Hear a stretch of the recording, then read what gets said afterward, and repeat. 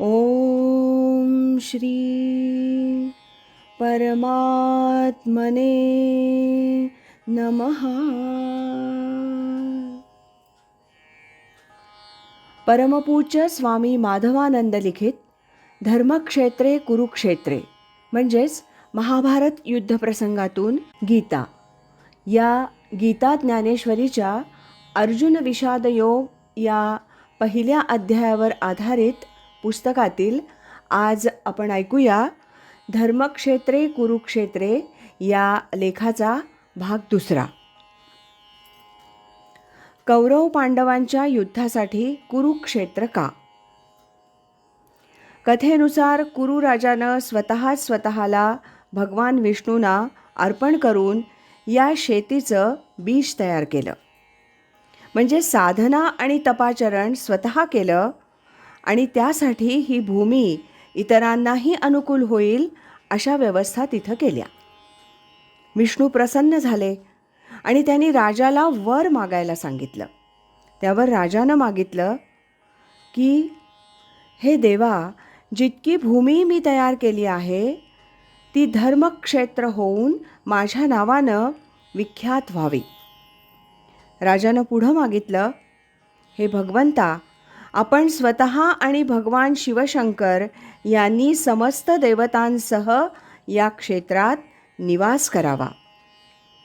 ज्या कोणाला या क्षेत्रामध्ये धर्माचरण, तपाचरण आणि अन्य विहित कर्म करताना मृत्यू येईल त्याची त्याच्या पापपुण्यांच्या प्रभावापासून सुटका होऊन त्याला स्वर्ग म्हणजे उत्तम गती प्राप्त व्हावी.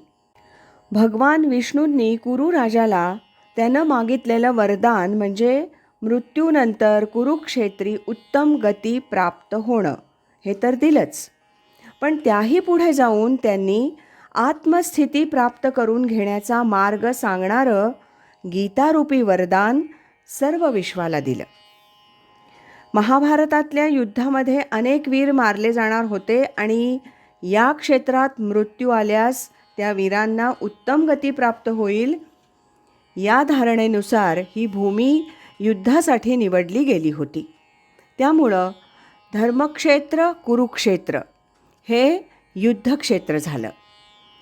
या प्रसंगाच्या काही काळ आधी परशुराम आणि भीष्म या गुरुशिष्यांचं 23 दिवस चाललेलं विख्यात युद्धही या कुरुक्षेत्रातच झालं होतं. कुरुक्षेत्राची युद्धासाठी अनुकूलता. सरस्वती आणि दृषद्वती नद्यांमधील 48 कोस लांबी रुंदीचं विस्तृत क्षेत्र हे सगळं मिळून युद्धभूमी होती. भूमी सपाट होती. नद्यांमुळं तिथं भरपूर पाणी उपलब्ध होतं.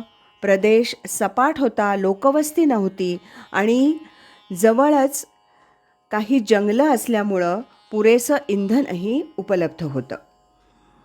हे क्षेत्र राजधानी हस्तिनापूरच्या जवळ होतं. या सर्व अनुकूलतांमुळं धर्मक्षेत्र कुरुक्षेत्राला युद्धक्षेत्र बनणं भागच होतं. कुरुक्षेत्राची सांप्रत स्थिती. आज कुरुक्षेत्राच्या परिसरात 360 लहान मोठी तीर्थ आहेत. क्षेत्रामध्ये काही सरोवरं आहेत. सर्वत्र सुंदर देवालये आहेत. ज्या ठिकाणी भगवान श्रीकृष्णांनी अर्जुनाला गीतेचा उपदेश दिला ते स्थान त्या प्रसंगाचे साक्षी असलेल्या वटवृक्षांमुळे आणि तिथे असलेल्या सरोवरांमुळे मोठं पवित्र आणि रमणीय आहे. याला ज्योतिसर तीर्थ असं म्हणतात. तिथल्या काम्य तीर्थ म्हणजे वनवासात पांडव काही काळ ज्या काम्यक वनात राहिले होते आणि जिथं त्यांना धौम्य ऋषींनी रामकथा सांगितली होती ते स्थान. पाराशर किंवा द्वैपायन हृदयतीर्थ इथं मोठं सरोवर आहे. या सरोवरामध्ये महाभारत युद्धाच्या अखेरीला दुर्योधन जाऊन लपला होता असं समजलं जातं. दधीची तीर्थ, कुबेर तीर्थ, मार्कंडेय तीर्थ, सोमतीर्थ, शुक्रतीर्थ, वराहतीर्थ आणि सूर्यकुंड तीर्थ या आणि अशा सर्व तीर्थांच्या मागे असाच पुराणकालीन घटनांचा इतिहास आहे. उदाहरणार्थ, सूर्यकुंडाच्या ठिकाणी जन्मेजय राजानं सर्पयज्ञ केला होता. भीष्म ज्या ठिकाणी शरपंजरी पडले होते ते स्थान भीष्मकुंड या नावानं ओळखलं जातं. तिथं शरपंजरी पडलेल्या भीष्मांच्या मंदिराशेजारी त्यांची माता गंगा हिचं सुद्धा मंदिर आहे. ही सर्व तीर्थ अमावस्येला इथे असलेल्या सन्निहित तीर्थामध्ये येतात असा एक समज आहे. कुरुक्षेत्रात गेल्यावर लगेचच एक मोठं सरोवर लागतं, त्याला ब्रह्मसरोवर असं म्हणतात. 3600 फूट लांब, 1400 फूट रुंद आणि 15 फूट खोल असं हे मोठं सरोवर आहे. पूर्वी हे याहीपेक्षा खूप मोठं होतं. या सरोवराच्या मध्यावर सर्वेश्वर महादेवाचं मंदिर आहे. या ठिकाणी कुंतीनं भगवान शंकरांचं सोनेरी कमळांनी पूजन केलं होतं असं समजलं जातं. ब्रह्मसरोवराच्या समोरच गोरक्षनाथ मंदिर, जयराम विद्यापीठ, गीता भवन ही स्थानं आहेत. ब्रह्मसरोवर इथं पूर्वापार ग्रहण काळामध्ये लाखो भाविक स्नान करण्यासाठी येत असत. या सरोवरामध्ये पूर्वी एक विशाल मंदिर होतं. हे शुद्ध, स्वच्छ आणि पवित्र कुरुक्षेत्र सांप्रत हरियाणा राज्यात आहे.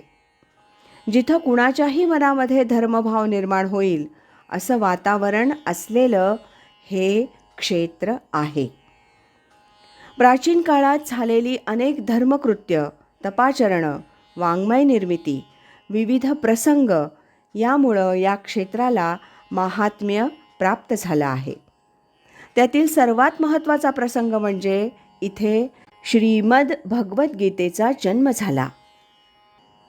भगवान श्रीकृष्णांनी गीतेद्वारे अर्जुनाला आणि त्याच्या निमित्तानं सर्व जगाला भक्ती, कर्म, ज्ञान, योग यांचा उपदेश दिला. महाभारतातील या अपूर्व प्रसंगाचं परिशीलन आपण यापुढे करणार आहोत. पण तत्पूर्वी ज्ञानेश्वरीच्या नमनात प्रकट झालेला काव्यरसाचा प्रवाह आपण पाहूया.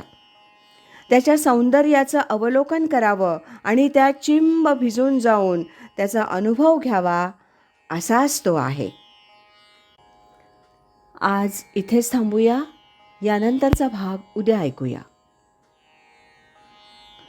श्रीमद सच्चिदानंद सद्गुरु श्री स्वामी माधवानंद महाराज की जय.